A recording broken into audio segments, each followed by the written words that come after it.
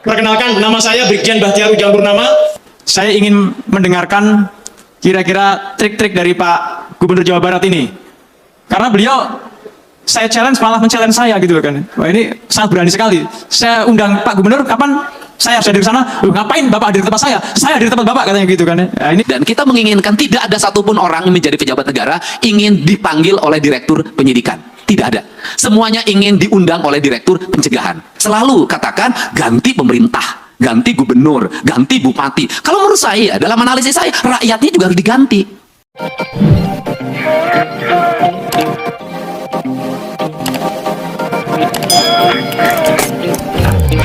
Kali ini Kang Deddy Mulyadi lagi-lagi membuat publik tercengang, apalagi para pejabat yang nakal gitu. Di depan Brigjen Bahtiar dan beberapa orang-orang penting seperti dari kepolisian, TNI, DPR, menteri-menteri, bahkan Prabowo kalau lihat ini pastinya tercengang juga. Yang dikatakan oleh Kang Deddy Mulyadi, banyak sekali pejabat-pejabat di Indonesia yang bermental miskin dan korupsi. Seharusnya para pejabat melakukan kunjungan ke setiap daerah, bahkan ke luar negeri, itu harus menghasilkan benefit untuk masyarakat tentunya. Karena mereka itu dibayar oleh masyarakat melalui pajak. Aduh, cuma Kang Deddy Mulyadi menurut saya dan Pak Ahok lah, saya lihat pejabat yang waras itu ya. Selama ini dilihat daripada implementasi ya, secara action, bukan hanya kata-kata. Ini semakin seru, kita lihat dulu pada video berikut ini. Cekidot. Pemberantasan korupsi itu kan intinya bahwa negara harus memiliki kecukupan fiskal agar tujuan-tujuan pembangunan tercapai. Satu, layanan pendidikan harus meningkat. Dua, layanan kesehatan harus meningkat. Tiga, layanan infrastruktur harus meningkat. Yang keempat, layanan publik lainnya harus meningkat, termasuk layanan investasi. Saya selalu menyampaikan korupsi itu ada dua, saya bilang. Ada korupsi struktural yang melanggar pasal, diancam dengan pidana, didakwa, dan dituntut. Karena itu merugikan negara. Tetapi juga ada korupsi kultural. Artinya, sesuatu yang dianggap legal, tetapi sesungguhnya merugikan negara. Di mana itu letaknya? Letaknya adalah negeri ini masih kuat inefisiensi. Inefisiensi bukan hanya yang dicontohkan oleh Pak Presiden, kita melakukan pembenahan terhadap seluruh struktur anggaran. Tetapi realitasnya pertama adalah bahwa efektivitas pembangunan akan berjalan apabila ada kesetaraan. Di mana letak kesetaraannya? Pertama, kita realistis saja. Hubungan percepatan pengelolaan anggaran yang diajukan oleh pemerintah daerah kepada DPR. Di mana problemnya? Problemnya adalah bahwa di DPR sendiri itu ada problem anggaran. Jujur, kita nggak usah lagi ngomong bahwa ini kita sudah cukup, ini tidak cukup, tidak. Setiap orang pasti ingin ada peningkatan kesejahteraan. Ini contoh yang harus segera dikoreksi. Anggota DPRD mengikuti perjalanan dinas keluar kota, keluar provinsi, tujuannya selain kunjungan kan ada benefit yang bisa dibawa pulang. Kita kalau jujur begitu. Hari ini benefit itu tipis, tapi tipis pun harus dijalankan. Inefisiensinya di mana, Pak Direktur? Yang harus ini segera dikerjakan dengan pemerintah adalah satu anggota DPR berangkat yang mendampinginya 7 orang. Sudah habis 7 tiket pesawat, 7 tiket kereta api, 7 kamar hotel. Dapatnya 500.000. Dikumpainya itu. Bagaimana ini? KDPR itu beranggapan, kok kita tidak setara dengan DPR RI misalnya? Provinsi Kabupaten. DPR RI itu jelas. Nah, sehingga di DPR RI, ketika menjadi anggota DPR, nggak usah lagi berpikir fakir, saya ngalamin. Nggak usah lagi berpikir aspirasi, ngalamin. Karena dari aspek yang kita terima tiap bulan saja, sudah cukup. Nah, anggota DPRD Provinsi dan Kabupaten, biaya politiknya sama dengan DPR RI.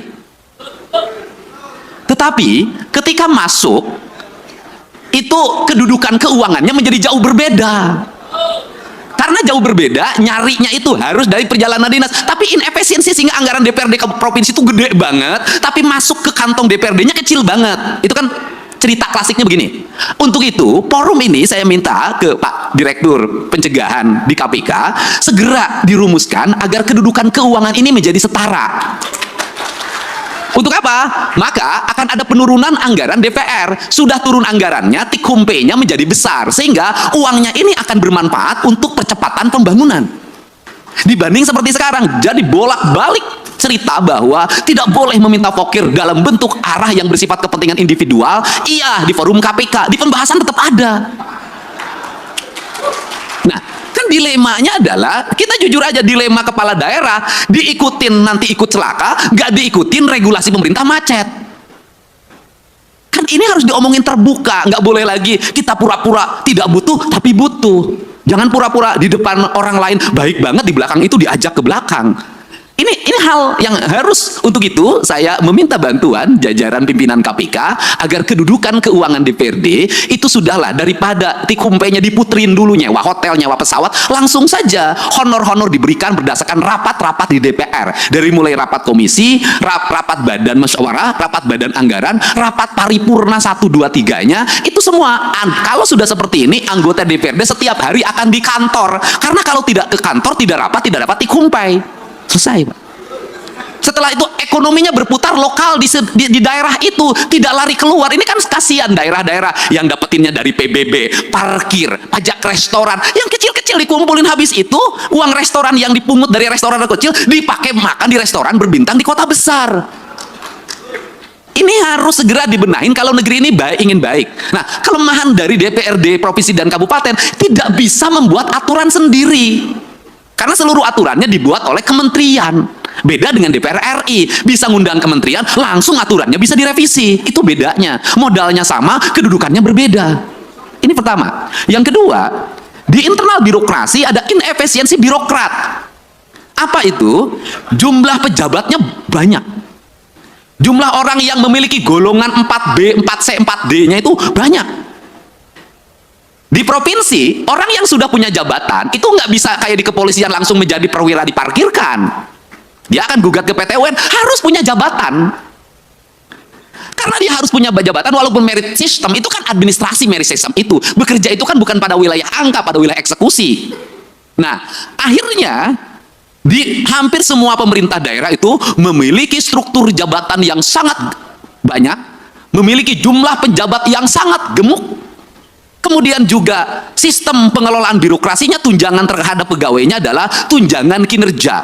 Ini inefisiensi keuangan yang sangat luar biasa. Itu terambil dana untuk pembangunan, untuk itu sangat besar, hampir 60%. Dan yang paling utama adalah hari ini kita harus tahu, semua orang bahagia lewat apa? Laporan administratif yang bersifat digital. Akhirnya tukin-tukin itu hanya ditukerin dengan foto, dengan video. Tukin dengan foto dan video yang tidak berbasis praktis dan kebutuhan publik itu memiliki dampak yang luas terhadap rendahnya layanan birokrasi. Nah, kalau bicara rendahnya layanan birokrasi, apa sih yang dituntut oleh masyarakat terhadap pejabat publik? Ceritanya itu tidak panjang mereka itu. Satu, mereka pasti bercerita pengen punya jalan yang baik. Dua, pasti pengen punya cerita, punya layanan kesehatan yang memadai. Semakin dipilih oleh rakyat, maka rakyat ingin selalu free. Free puskesmas, free rumah sakit, kemudian free sekolah, semua free. Seluruh free ini juga, mohon maaf, tidak berbanding terbalik dengan perilaku publik. Satu sisi negara mengeluarkan uang sedemikian besar untuk layanan publik, tapi publik juga tidak punya kesadaran untuk membangun postur dirinya. Saya berikan contoh, negara memberikan layanan terhadap layanan pendidikan free dari SD sampai SMA, terutama di sekolah pemerintah. Free. Tetapi di sisi lain, anak-anak sekolah kita uang jajannya 25.000 sampai 30.000. Tidak berbanding terbalik antara apa? Peningkatan ekonomi rakyat dengan beban belanja pemerintah yang tinggi. Akhirnya beban pemerintah belanja yang tinggi, rakyatnya juga tidak berikan edukasi untuk melakukan efisiensi dalam hidupnya. Akibatnya laju pertumbuhan ekonominya rendah dan konsumtif. Nah, hari ini tuntutan negara itu hanya mengarah pada pejabat negara.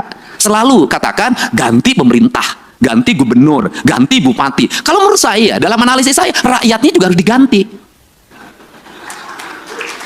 Nggak bisa, Pak.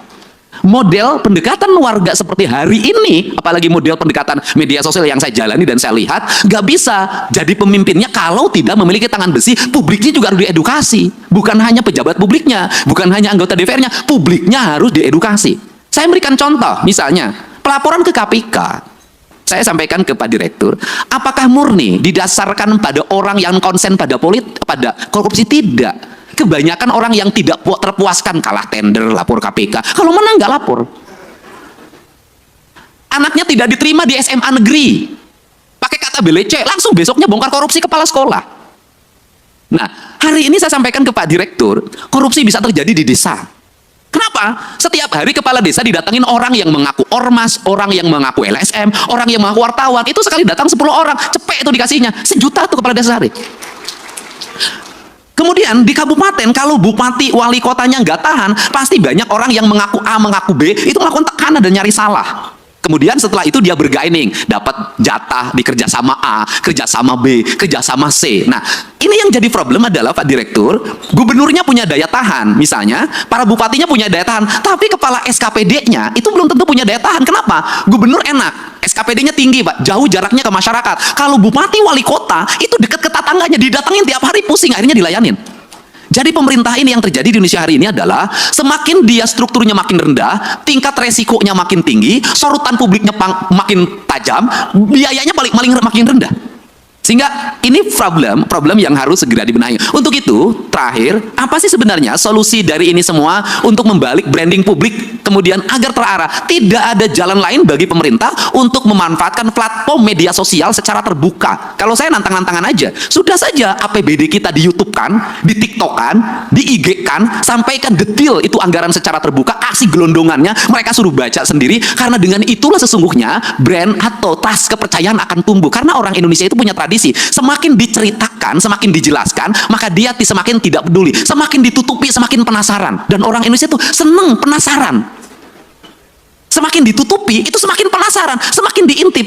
Jadi kalau pintunya dibuka nggak berani masuk orang Indonesia. Tapi kalau pintunya dibuka dikit, orang Indonesia itu seneng masuk karena ini penasarannya. Jadi itu, cuman yang terakhir dibalik itu semua juga bahwa seluruh keterbukaan harus diimbangi juga dengan tingkat kesejahteraan aparatur dengan baik di luar ASN. Justru menurut saya yang berat dihadapi itu adalah para politisi. Standarisasinya tidak ada, tuntutan publiknya kuat, resikonya tinggi. ASN itu ada standarnya, politisi itu nggak ada standarnya. Ini problem. Politisi itu nggak bisa membedakan mana gaji, mana operasional. Kenapa? Karena gaji dan tunjangannya adalah operasional. Itu problem. Nah, itu bagaimana solusinya, Pak Direktur? Solusinya begini saja menurut saya. Daripada operasional digabungkan, dianggap sebagai tunjangan bagi para pejabat negara, lebih baik dikasih plot. Dari total APBD yang dimiliki, berapa plot yang disiapkan oleh pemerintah dalam bentuk nilai, misalnya gubernur itu misalnya taruhlah 5 miliar atau 10 miliar, yang itu bisa didisposisi untuk menyelesaikan problem-problem sosial secara langsung, agar dia bisa eksekusi. Kenapa? Kalau saya barangkali bisa turun eksekusi, wajar lah. Kenapa? Karena saya punya platform media sosial yang memiliki nilai. Tapi kan tidak semua para gubernur punya, tidak semua para bupati punya. Ketika mengeksekusi ke lapangan, ada banjir, bendungannya harus diambil alih hari ini, alat beratnya harus diturunkan, sembakonya harus dikeluarkan. Kepala daerah yang taat asas terhadap anggaran tidak akan bisa berbuat apa-apa. Kenapa? Belum dibahas. Terima kasih sudah menonton. Jangan lupa like, subscribe, dan tekan tombol lonceng.